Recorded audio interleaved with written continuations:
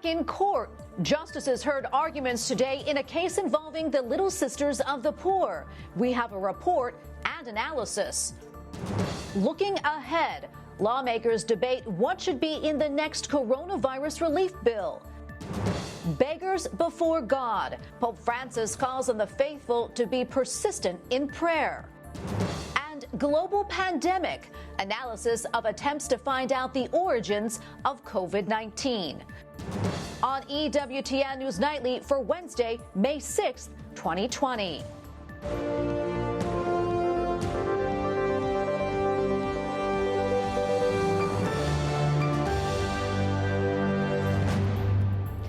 Good evening and thanks for joining us tonight. I'm Tracy Sable. A legal battle continues for the Little Sisters of the Poor. For nearly a decade now, the Catholic nuns have been fighting the Obamacare contraceptive mandate. The sisters say it violates their religious liberty. Their case was back at the Supreme Court again today under unusual circumstances. Correspondent Mark Irons reports. Mark? Tracy, on a day like today, we would likely see a large rally outside the High Court as inside oral arguments are underway. But due to the coronavirus, court proceedings are now taking place over the phone. Still, outside the court today, we heard prayers that the Little Sisters' struggle would soon be over. Holy Mary, Mother of God, pray for us sinners. Religious sisters of various orders praying for the Little Sisters of the Poor who couldn't be here today because caring for the elderly poor is now more important than ever. The Little Sisters cite moral obligations to providing contraceptive coverage to employees. The latest installment of litigation argued over the phone today. Little Sisters of the Poor versus Pennsylvania and the consolidated case. The sisters' case was brought here in 2016. Then in 2017, a Trump administration rule exempted them and other religious entities from the Affordable Care Act contraceptive mandate. Now they're back after some states challenged the exemption, saying it went too far. It allows them to prevent virtually any employer or college to opt out of providing contraceptive coverage entirely. The justices peppering both sides with questions. Justice Ruth Bader Ginsburg asking them from a Maryland hospital where she is being treated for a gallstone infection. Ensuring that women receive full and equal health coverage, including contraceptive coverage. Most employers provide it, but not the small number who have sincere conscientious objections. For years, the Little Sisters have been defended by the Becket Fund for Religious Liberty. If there's anything that we've learned over the course of this litigation, is that the government doesn't need nuns to get contraceptives to people. And New Jersey and Pennsylvania have programs that do that. Today, their legal partner argued on the Little Sisters' behalf. Complying with this mandate is simply inconsistent with their faith. The Little Sisters object to filling out a form that would give the government permission to use their health care plans to provide contraceptive coverage to the Little Sisters' employees. Now, a decision on all of this from the High Court may not come out until late summer, Tracy, but if the justices rule against the Little Sisters, they could be forced to pay millions of dollars in annual fines. Tracy. All right, thank you, Mark. Correspondent Mark Irons reporting for us tonight. Thank you.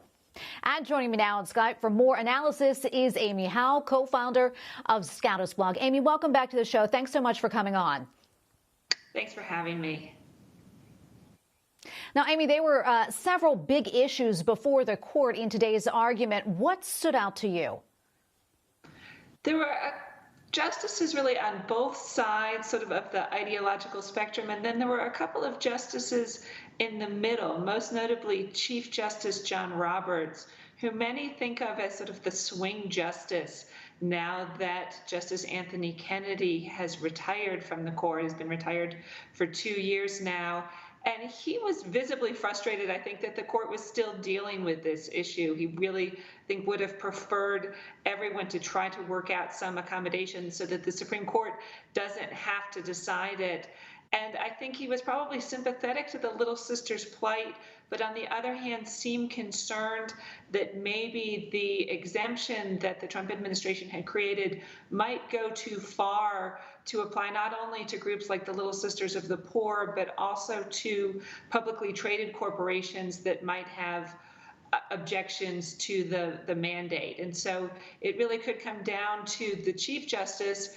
And there were some of the what we think of as liberal justices, but who are more pragmatic in their approach, like Justice Stephen Breyer and Justice Elena Kagan, who seemed like they might be trying to work with the Chief Justice to find a middle ground. But there might not be 5 votes for a middle ground. Amy, as Mark noted, this case has been before the court before. What's changed since the last time the justices took up this question?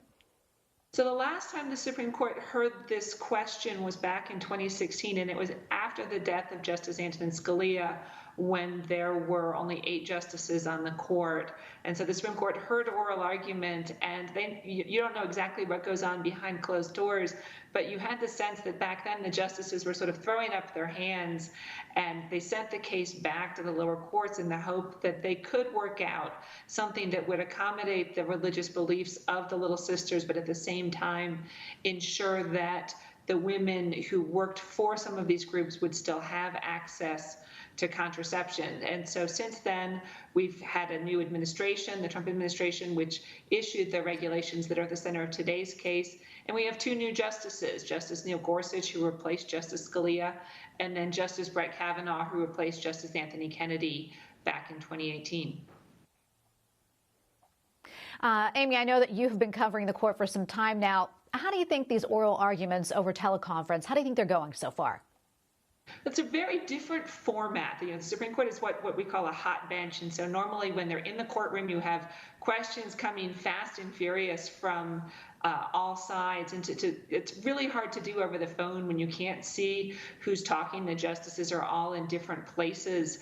And so they've adopted a very different format in which each justice takes turns asking questions. And so it's very different from the way that the oral arguments proceed in the courtroom, but everyone seems to be dealing with it very well. I think that my sense is that the public seems to be enjoying having the chance to listen to high profile and important arguments like the one we heard today in real time, to hear some of the justice, to hear all of the justices in action, and to hear some really great lawyers advocating on behalf of their clients. It's nice to be able to hear. Absolutely. Interesting indeed. Well, Amy, thank you so much for your time. We appreciate you coming on. Amy Howe, co-founder of Scouters Blog. Thanks again. Thank you. President Donald Trump is honoring nurses who have been on the front lines of the pandemic. First Lady Melania Trump says the nation is praying for them. The president also tweeted out what's next for the coronavirus task force as the nation tries to reopen. White House correspondent Owen Jensen reports now from the North Lawn. Owen? Here at the White House, President Trump is thanking nurses who are battling day in and day out to save the lives of COVID-19 patients. He also says the country needs to reopen, but it has to be done safely, and emphasizes the coronavirus task force is not winding down.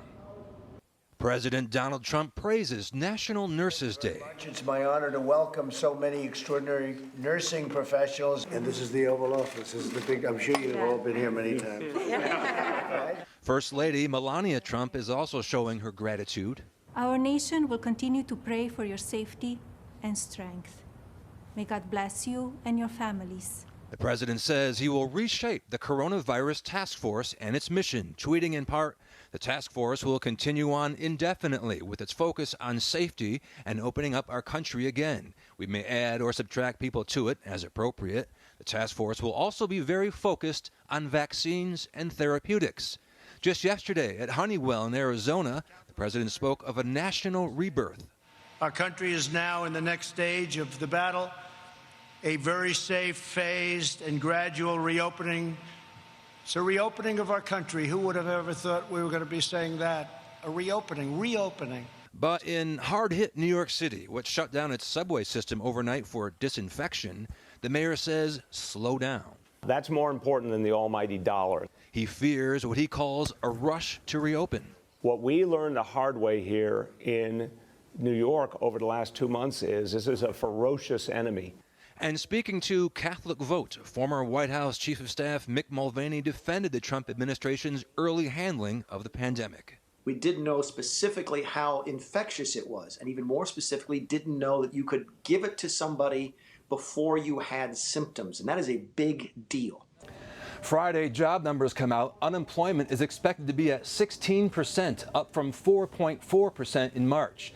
And we're also learning tonight that sales of electric pasta makers, bread making machines, and griddles are way up because so many people are home. Tracy?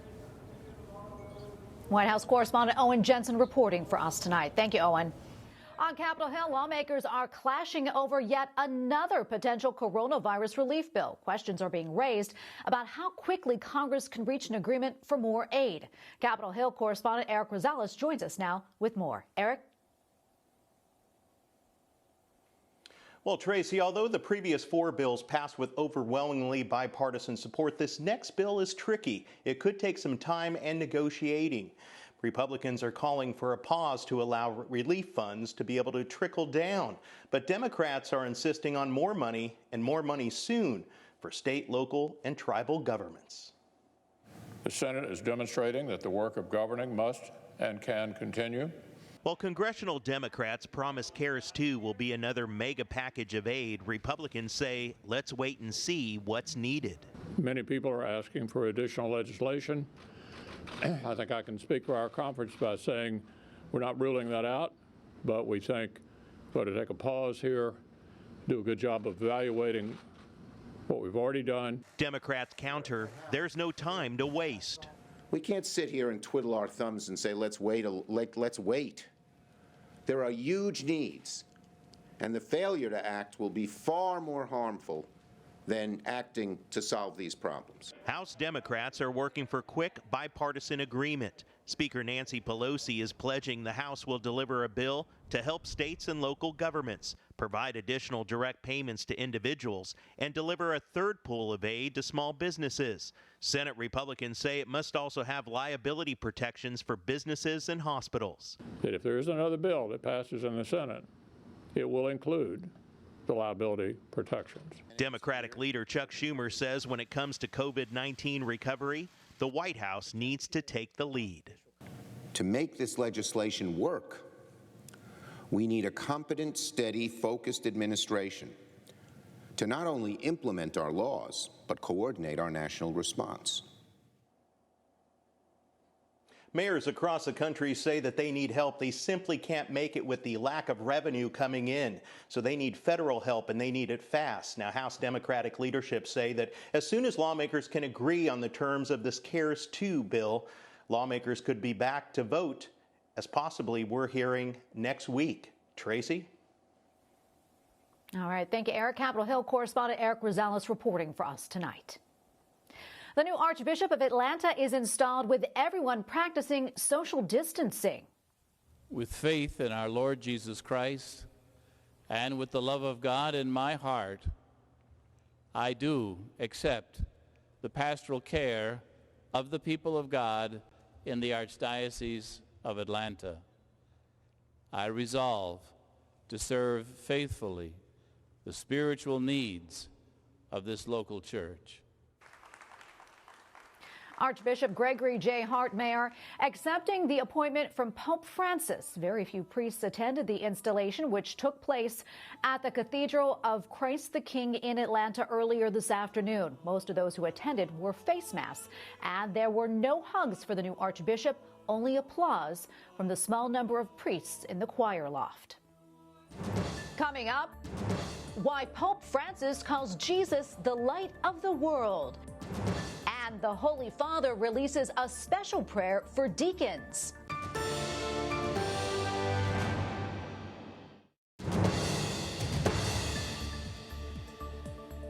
The president of Iran says it is time to end the arms embargo, which expires later this year. Hassan Rouhani says Iran has a right to buy weapons from other countries.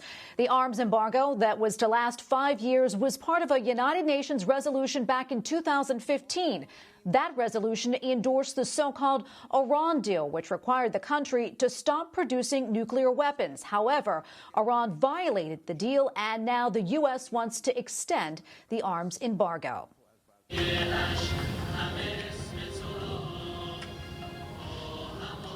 Also in Iran, drive-in mosques. Muslims have not been able to pray at mosques during Ramadan because of the lockdown. But families are flocking to this drive-in mosque in Tehran every night to pray.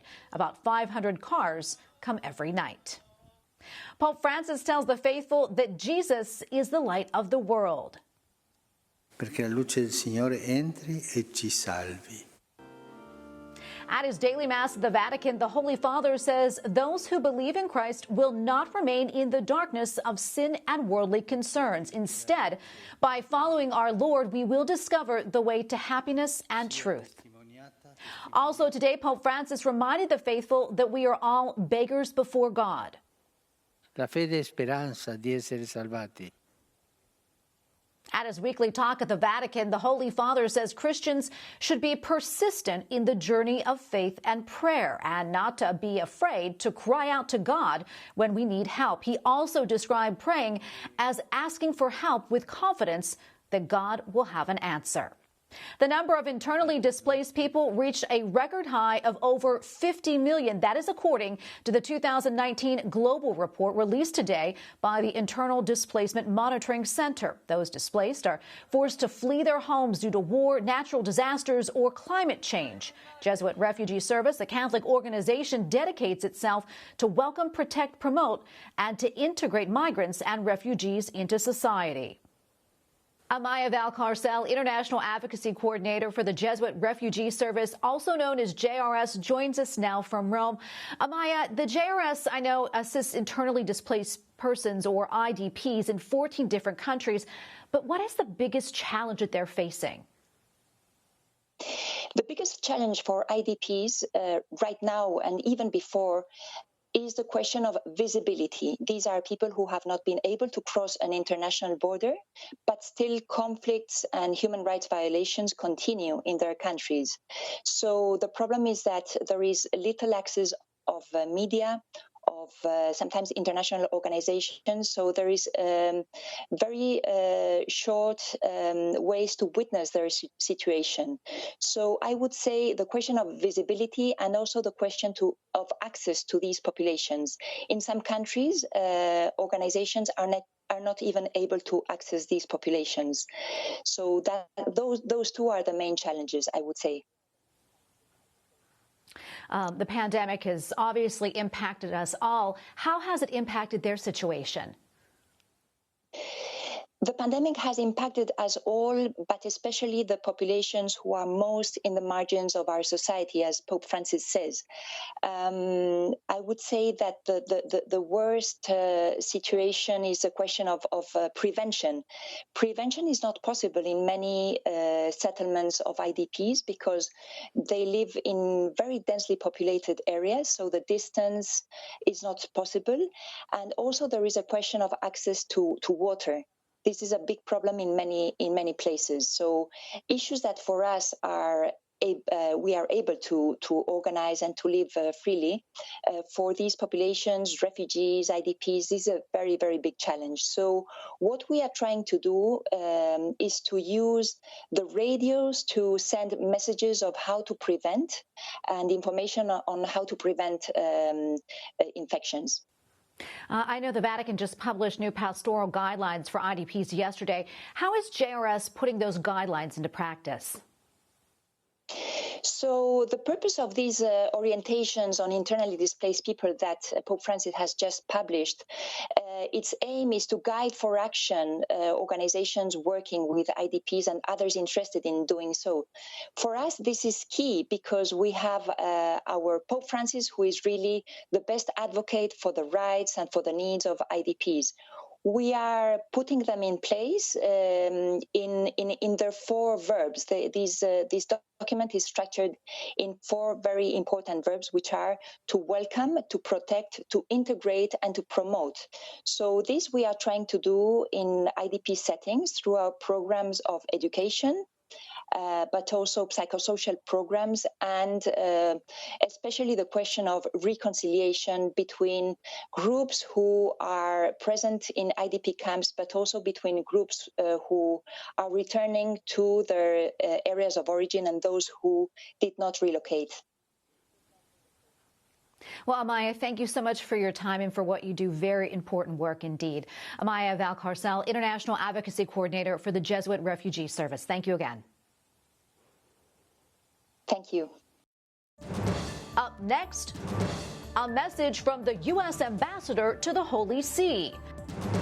And analysis of U.S. China relations amid the coronavirus crisis.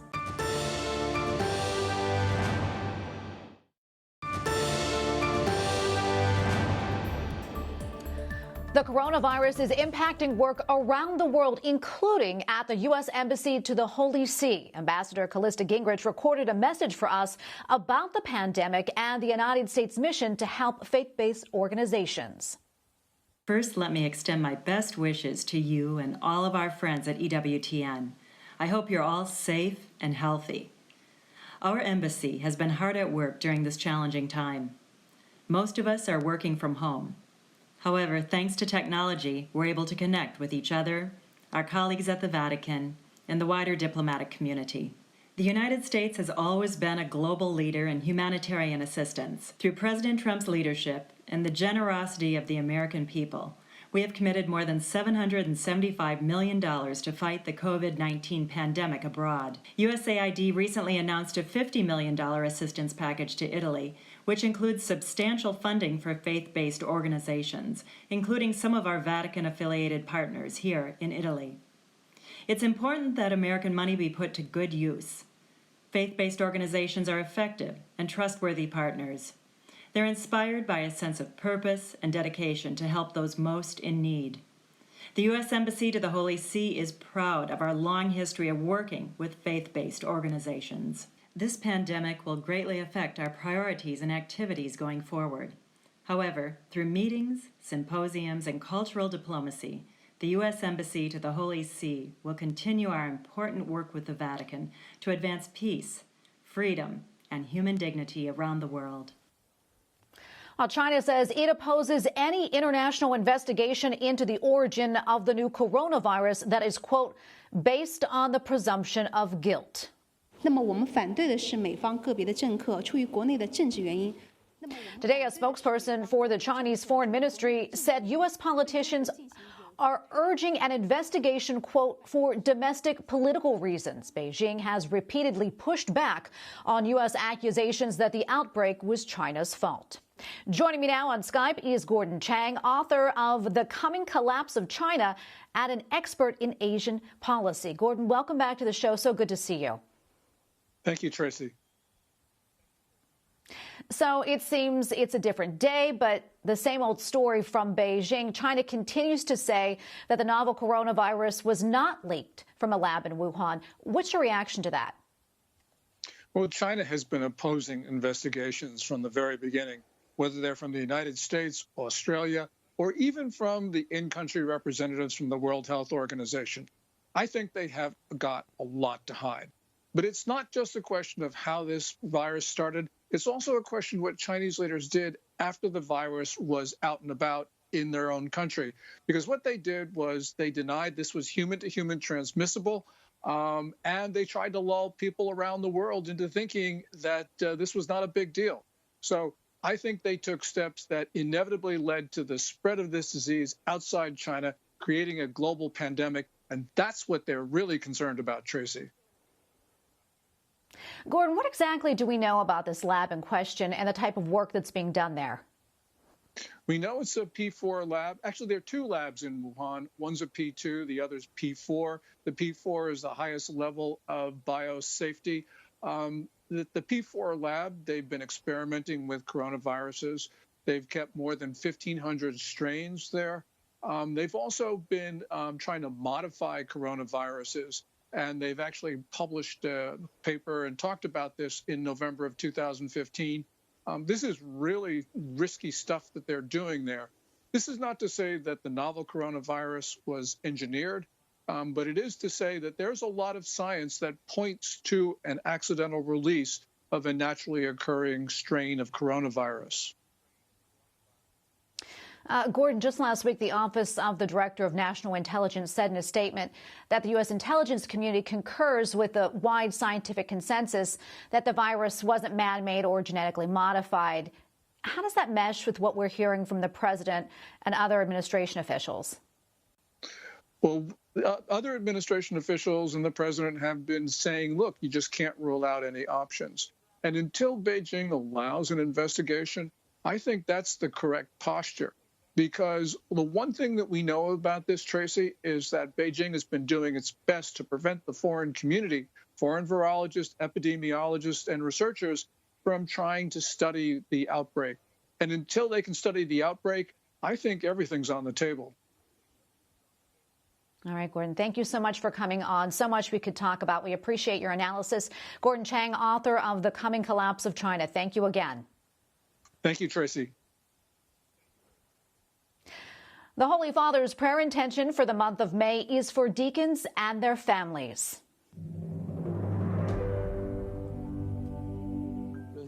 In a video message, the Holy Father prays deacons remain faithful in their service to the gospel and to the poor. He also says they are not second-level priests, but rather guardians of the church and an invigorating symbol of service. And a reminder, EWTN broadcasts Mass throughout the day. Mass airs at 8 a.m., noon, and 7 p.m. Eastern. We're also airing other special programming, including the Pope's Daily Mass, and you can find our schedule at EWTN.com. There you will also find Eucharistic adoration throughout the day. We thank you for watching tonight. For the entire EWTN News Nightly team, I'm Tracy Sable. We're back tomorrow with more news from a Catholic perspective. Good night and God bless.